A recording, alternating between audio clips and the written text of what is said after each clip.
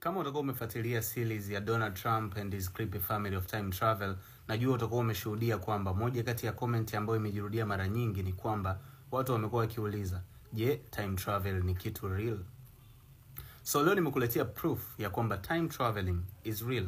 Yaani kwamba mtu ana uwezo wa kutoka kwenye dunia au maisha ambayo tunaishi leo akaenda kwenye future, au akatoka kwenye maisha ambayo tunaishi leo akarudi nyuma kwenye past.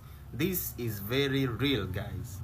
So first of all, kabla sija kupeleka kwenye tukio la mechi ambayo ilikuwa ni mechi ya mpambano wa ngumi kati ya Mike Tyson na bondia mwingine kwenye ukumbi wa Las Vegas Avenue, kwanza kabisa ningependa kukwambia kwamba mwaka 2013 rasmi rais wa China aliweza kutangaza kwamba ni marufuku kwenye nchi ya China mtu yoyote kujihusisha na time traveling.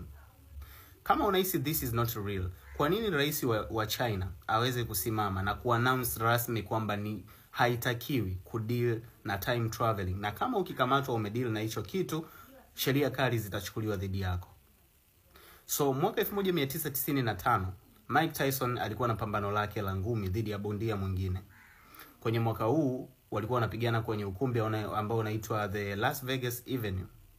Guys, katika watu ambao walikuwa wanashuhudia pambano hili, aliweza kuonekana mtu mmoja ambaye alikuwa anamiliki smartphone na alikuwa akirekodi lile tukio kwa smartphone. Wote tunatambua kwamba simu za smartphone zimeingia rasmi kwenye matumizi duniani mwaka 2012. Huu jamaa hii simu alikuwa ameitoa wapi? Na ni smartphone ambayo inaonekana kabisa ni very new model. Yani it's like ni simu ambayo imetoka kwenye miaka ya 2014, 2015. Huyu mshikaji aliitoa wapi hii simu? Alionekana kwenye mwaka 1995 akiwa na rekodi tukio hili. Ushawahi kusikia kuna mtu alikuwa anaitwa Leonardo da Vinci? Leonardo da Vinci alikuwa ni mchoraji maarufu zaidi duniani ambaye ana moja kati ya collection ambayo inaitwa Mona Lisa ambayo inagharimu takriban. Huu ni mchoro, guys, ambao ukiusogelea unakuwa umenuna, ukirudi nyuma unakuwa unatabasamu.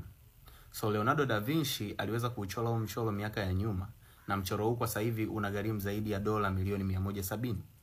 So guys, baada ya Leonardo da Vinci kuweza kufariki, uchunguzi uliofanyika nyumbani kwake ulionyesha kwamba Leonardo da Vinci alikuwa na mashine ambayo ameitengeneza ya time traveling, ambapo inasemekana kwamba mshikaji alikuwa na tabia ya kuyeyuka, anaenda mbele ya muda au nyuma ya muda, lakini vitabu vyake vingi vilikuwa vimeweza kuandika mambo ambayo yatakuja baadaye.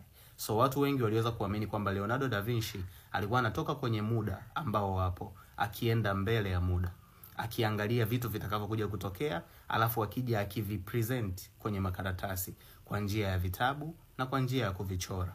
Guys, Leonardo da Vinci alikuwa ni mshikaji ambaye akichora lazima unyoshe mikono. Mshikaji alikuwa anachora vitu ambavyo vilikuwa vinaenda kutokea na vinatokea. Kwa hiyo kwa mfano labda imetokea labda bomu limelipuka sehemu fulani, wamekufa watu 80. Unakuta mshikaji tayari alishaichora hiyo picha miezi 6 iliyopita, na anambaka idadi ya watu ambao wamefariki kwenye hiyo tukio. So guys, time traveling ni something real, na it's different kwa sababu imekuwa ni ngumu sana kuweza kurecognize kwa saizi like huyu mtu ana mashine ya time traveling au huyu mtu anafanya time traveling, kwa sababu watu tumekuwa wengi na watu maarufu ni wengi pia, tofauti kabisa na zamani, kwa sababu zamani watu maarufu walikuwa wachache. So kama watu maarufu wakiwa wachache, it means wakiwa wanafanya kitu chochote kile ambacho ni nje ya uwezo wetu wa kufikiria, ikitokea siku wamekufa au labda ikitokea siku kuna emergency, ukifanyika uchunguzi kwenye majumba yao